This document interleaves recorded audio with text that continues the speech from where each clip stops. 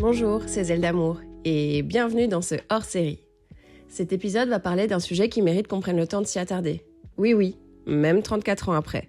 Pour ce premier hors-série sur l'IVG, on va faire un point sur ce qui se passe en Belgique. Ça mérite une attention particulière parce que ça touche non seulement aux droits des femmes, mais aussi à des enjeux sociopolitiques. J'ai eu le plaisir de rencontrer Lucie Baridez, chargée d'études et de plaidoyer au CAL, c'est-à-dire le Centre d'Action Laïque, pour en discuter un petit peu. Et dans ce court épisode, elle va nous éclairer sur l'état actuel de l'IVG en Belgique, nous partager les avancées réalisées et les défis qui subsistent, surtout au vu de l'actualité. Avec, en intro, une petite visite du pape. Alors, bonne écoute. I medici che si prestano a questo sono, permettimi la parola, sono sicari.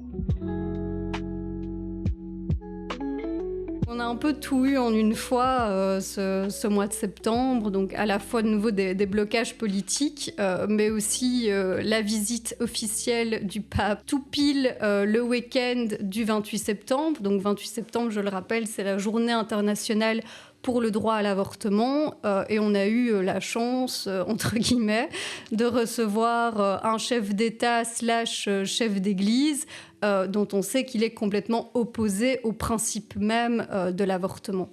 Alors on était vraiment au CAL très vigilants face à cette visite du pape. On a fait une campagne de communication préalablement pour rappeler en fait que le pape n'est pas du tout progressiste, en tout cas sur les questions qui sont fondamentales pour le Centre d'Action Laïque, qui touchent vraiment à l'autonomie des personnes, aux libertés individuelles, notamment la question de l'IVG, mais aussi celle de l'euthanasie. Donc on a rappelé que le pape avait déjà tenu des propos sur l'IVG en qualifiant les médecins qui pratiquent de tueurs à gages.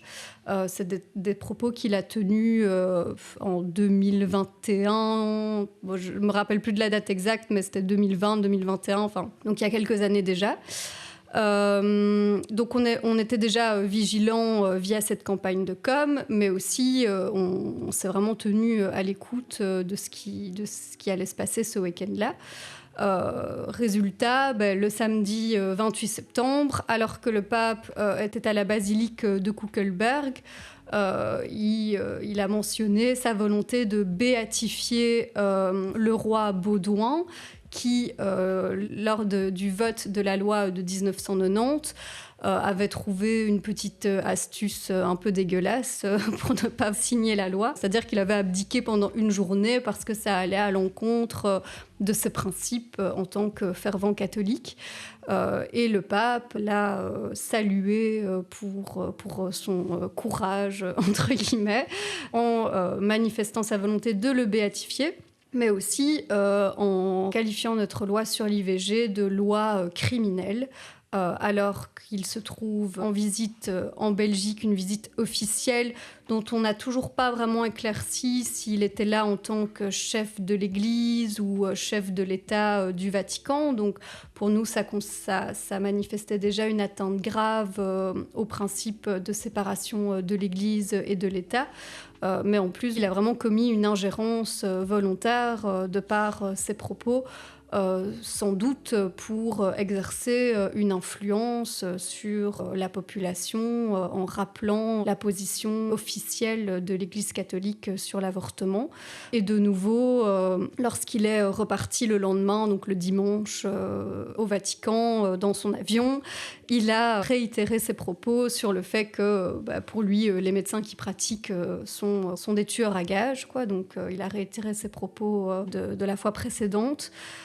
Et donc, nous, quel est le signal que l'on perçoit par rapport à ça au CAL ? C'est que, au-delà en fait des débats politiques qu'il peut y avoir toujours sur l'IVG, et qui sont toujours en fait entravés par des mêmes partis conservateurs, nationalistes, catholiques, donc comme le CDNV, mais pas que, il y a aussi la NVA, le Vlaams Belang, qui manifestent des arguments vraiment contre le principe même de l'avortement.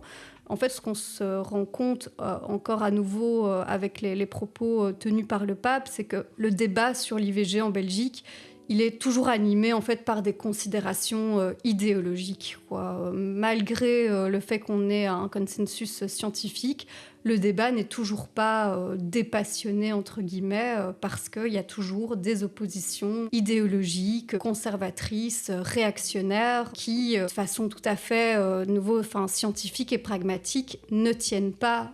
Aucune femme n'avorte de gaieté de cœur. Les femmes qui avortent le font pour des raisons de santé, pour des raisons personnelles qui touchent à leur autonomie, à leur liberté individuelle. Il en va de leur droit fondamental à la santé de pouvoir avorter. Et nous, c'est vraiment ce que l'on réclame au CAL depuis des années. L'IVG est vraiment une question de santé publique, quoi, pas autre chose.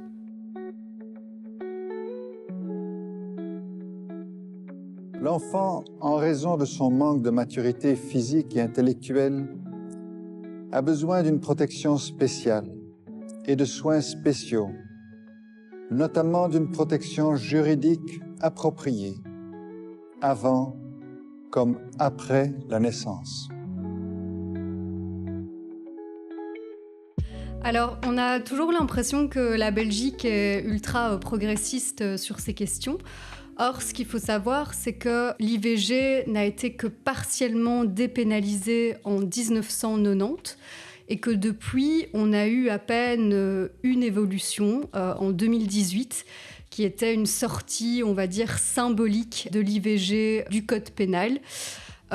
Et depuis, on est en attente de plus d'évolution. Donc en fait, concrètement, ce qui pose problème actuellement, c'est que, comme je l'ai dit, l'IVG est partiellement dépénalisée, ce qui veut dire qu'on peut avoir recours à une IVG. Donc les femmes et toute personne qui souhaite avorter peuvent avoir recours à une IVG en Belgique, mais sous le respect de certaines conditions, auquel cas elles peuvent tomber sous le coup de sanctions pénales. Et donc théoriquement, des peines de prison sont toujours d'application pour les femmes qui n'auraient pas respecté toutes les conditions prescrites par la dépénalisation, mais aussi pour les médecins qui n'auraient pas respecté ces mêmes conditions. Alors, au Centre d'action laïque, on évalue que ces positions sont complètement en désaccord, déconnectées en fait de la réalité du terrain.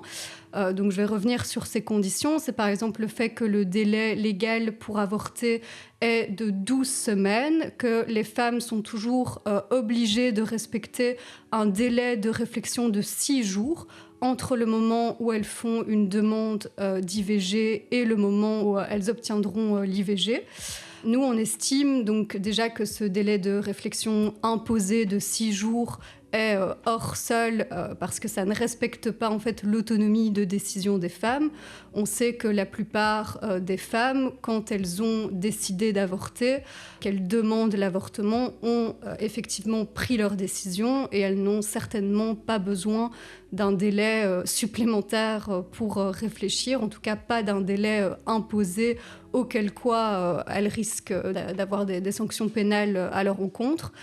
Je vais aussi revenir sur le délai légal qui est actuellement de 12 semaines, ce qu'on a observé au Centre d'action laïque de par les différents retours de terrain que l'on peut avoir grâce notamment au travail qu'on fait avec les membres de la plateforme Abortion Right, c'est que ce délai de 12 semaines, il est beaucoup trop court.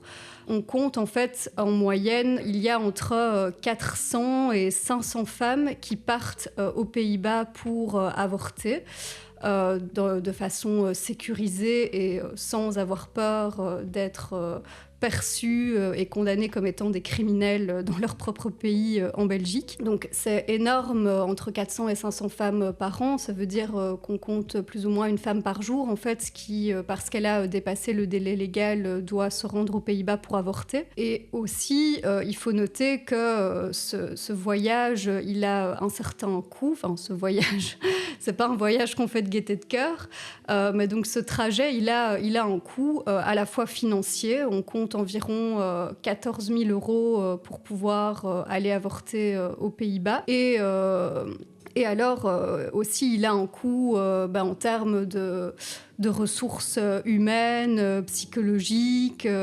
Toutes les femmes n'ont pas les ressources nécessaires, en tout cas pour pouvoir effectuer ce trajet.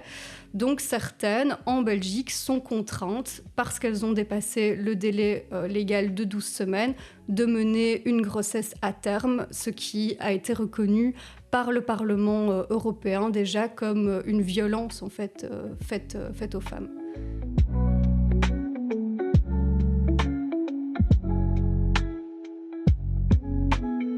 Après l'enregistrement du podcast, Lucie s'est rendue compte d'une petite erreur.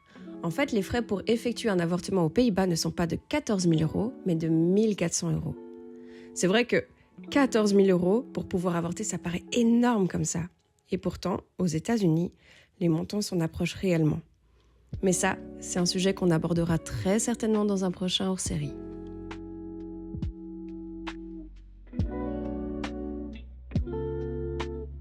Comme je le disais, donc en 2018, on a obtenu une petite avancée. Donc l'IVG est sortie théoriquement du code pénal et on a supprimé aussi la mention de détresse. Donc avant, une femme devait prouver en fait qu'elle était en détresse pour pouvoir avoir recours à une IVG. Et on a aussi obtenu que l'IVG ne soit plus considéré comme un délit pénal contre l'ordre des familles et de la moralité publique. Donc c'est une avancée symbolique, mais qui n'est certainement pas suffisante. À nouveau, nous, en fait, au CAL, donc au-delà de la modification des conditions que j'ai expliquées tout à l'heure, on est pour la dépénalisation totale de l'IVG, donc pour la fin des sanctions pénales à l'égard des femmes et personnes qui avortent et à l'égard des médecins qui pratiquent. Et on est aussi pour la reconnaissance de l'IVG comme un soin de santé. Donc depuis 2018,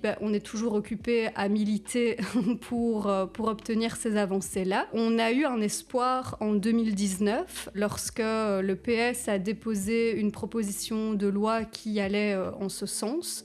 Or, ce qui s'est passé à l'époque, c'est un véritable marchandage politique sur le dos des femmes qui a eu lieu, puisqu'on a d'abord subi ce qu'on appelle une flibusterie parlementaire, c'est-à-dire que des partis comme le CDH, donc les anciens engagés, le CDNV, l'ANVA et le Vlaams Belang ont à l'époque renvoyé à 4 reprises le texte au Conseil d'État. Et donc, le vote n'a finalement pas pu aboutir avant qu'un nouveau gouvernement ne soit formé en 2021. Donc, c'était celui de la majorité Vivaldi. Et à l'époque, l'accord de gouvernement conditionnait toute avancée sur l'IVG à la publication d'un rapport d'experts qui devait donc évaluer la loi et la pratique de l'IVG en Belgique pour déterminer toute une série de recommandations qui devaient normalement servir de boussole aux politiques pour dépassionner le débat. C'était une demande à l'époque du CDNV qui a vraiment conditionné sa montée au gouvernement par la réalisation de ce rapport, quoi. Ce rapport est sorti en avril 2023 et on a cru pouvoir fêter une petite victoire parce que ce rapport, en fait, il allait dans le sens de ce que le CAL recommande depuis de nombreuses années, donc de nouveau la reconnaissance de l'IVG comme un soin de santé, sa dépénalisation, l'allongement du délai légal à 18 semaines et la suppression de l'obligation du délai de réflexion pour les femmes.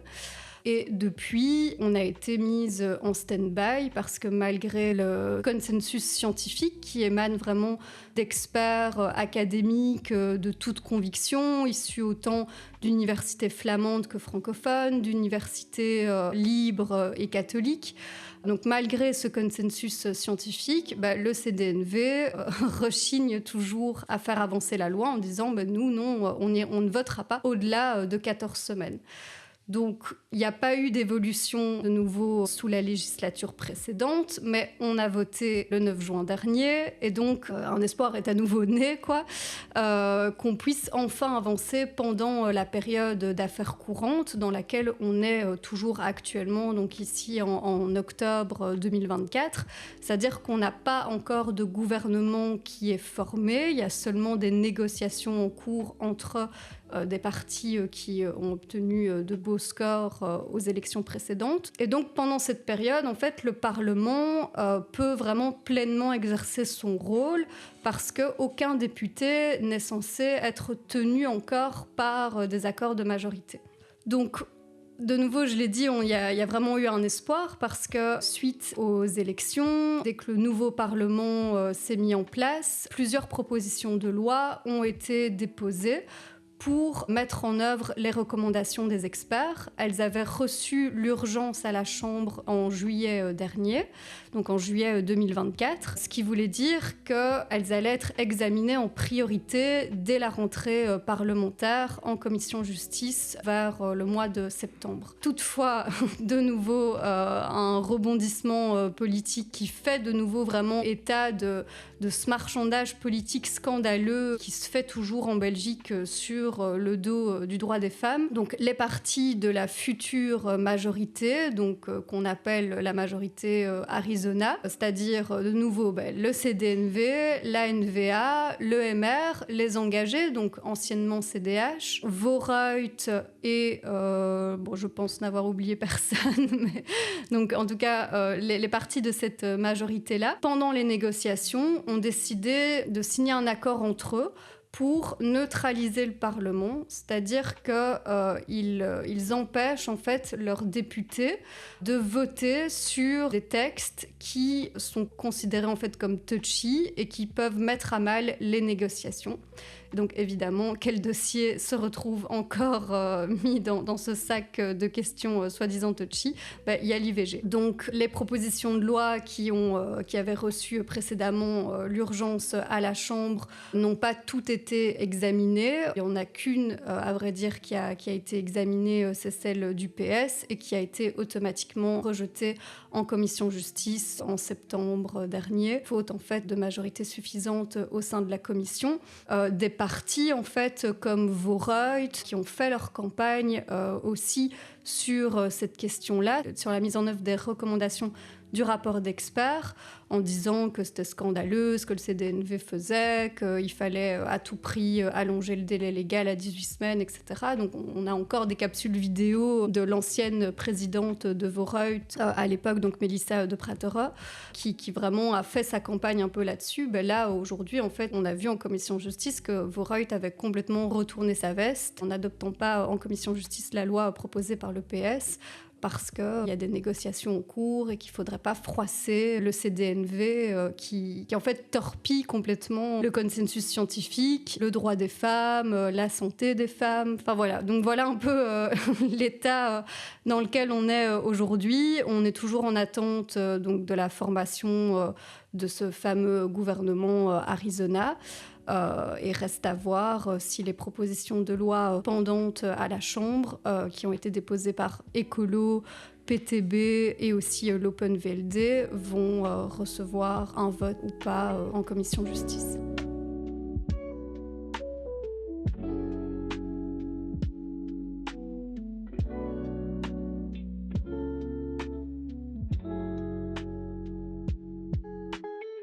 Et voilà, on arrive à la fin de cet épisode.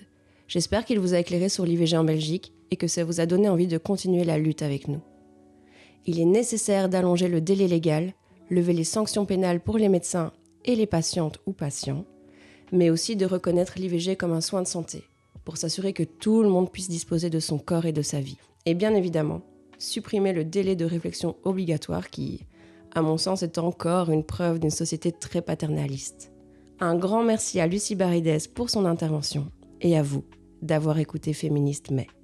D'ailleurs, si vous avez apprécié cette hors-série, n'hésitez pas à le partager autour de vous, ça fait toujours plaisir. Et si vous avez envie de continuer la discussion, venez nous retrouver sur les réseaux, on adore échanger avec vous. C'était un podcast créé par l'équipe de la FAML avec le soutien de la Fédération Wallonie-Bruxelles, qui vous rappelle que dans le féminisme, chaque pas compte. Même s'il y a un mais.